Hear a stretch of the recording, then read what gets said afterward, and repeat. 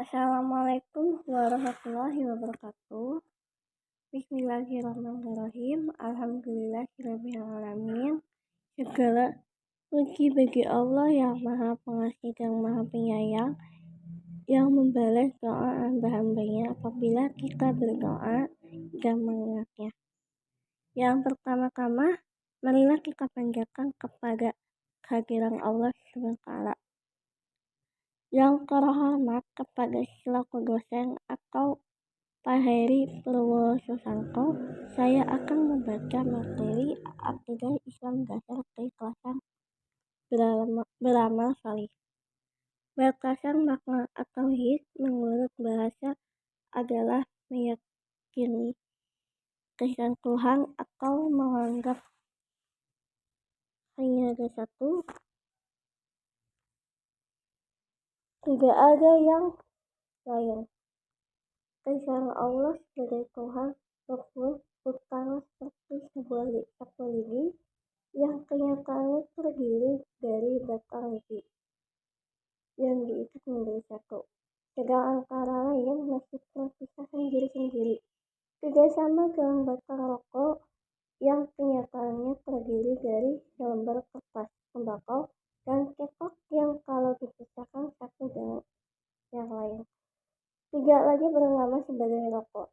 Masing-masing mempunyai sifat tersendiri, jadi keesaan Allah tidak terdiri dari beberapa benda yang disatukan, baik bisa dibagi-bagi atau sebatang lidi yang dapat dipotong-potong.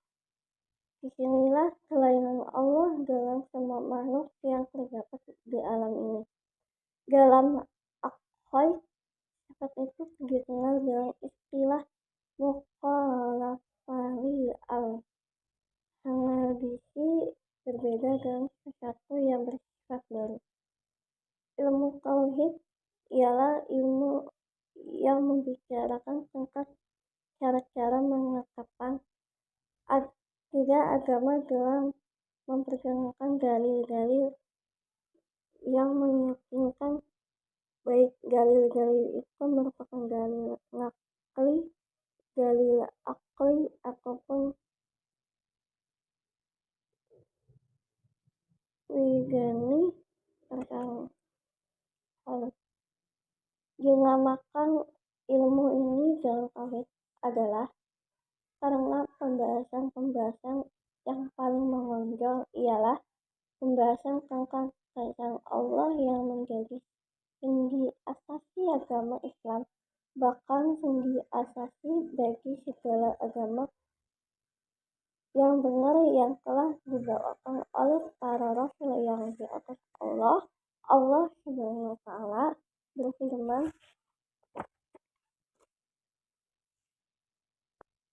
dan kami tidak mengutus seorang rasul pun sebelum kamu, melainkan kami wahyukan kepadanya bahwasanya tidak ada Tuhan yang hak melainkan Aku, maka sembahkanlah olehmu kalian akan Aku. Surat Al-Jiniyah ayat 25. Ilmu ini dinamakan juga dengan ilmu kalam. Sedang ulama-ulama yang bertanya-tanya dinamakan mutakalimin atau ulama kalam. Adapun sebab penamaan ilmu tauhid sebagai ilmu kalam adalah yang pertama, karena problema yang diperselisihkan para ulama Islam di alam ilmu ini, yang menyebabkan umat Islam terpecah dalam beberapa golongan, ialah masalah kalam Allah yang kita bacakan Al-Quran, apakah dia makhluk diciptakan atau qadim, bukan diciptakan. Kedua, materi-materi ilmu ini adalah merupakan teori-teori kalam. Tak ada di antaranya diwujudkan ke dalam kenyataan atau diamalkan dalam anggota. Ketiga, ilmu ini di dalam dia menerangkan cara atau jalan menetapkan dalil Untuk pokok-pokok akidah serupa dengan nama yang sama maknanya dengan mantik yaitu kalam. Keempat ulama-ulama mutakirin menyatakan dalam ilmu ini masalah-masalah yang tidak terkatakan oleh ulama salaf seperti pentabilangnya ayat-ayat mutsabihah, pembahasan tentang pengertian qadlah, tentang kalam dan lain-lainnya. Karenanya dinamailah ilmu ini dengan ilmu kalam. Lantaran itulah istilah ilmu kalam baru terkenal di masa Abbasiyah sesudah terjadi banyak perdebatan pertukaran pikiran dan bercampur masalah-masalah tauhid dan problema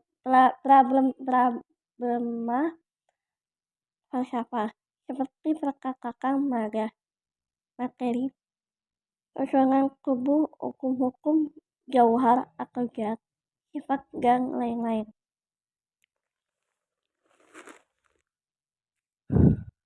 Asy-Syarakani berkata, kitab-kitab falsafah dipelajari oleh tokoh-tokoh Mu'tazilah ialah ketika Al-Ma'mun menerjemahkan kitab filsafat dalam bahasa Arab, maka bercampurlah jalan-jalan yang ditempuh oleh ulama kalam dan lahirlah suatu ilmu yang berdiri sendiri di antara ilmu-ilmu yang lain dinamakan dengan ilmu kalam.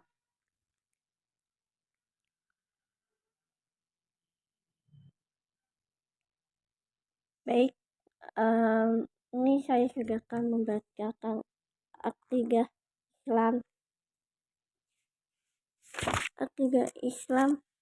dasar ikhlas yang beramal saleh. Wassalamualaikum warahmatullahi wabarakatuh.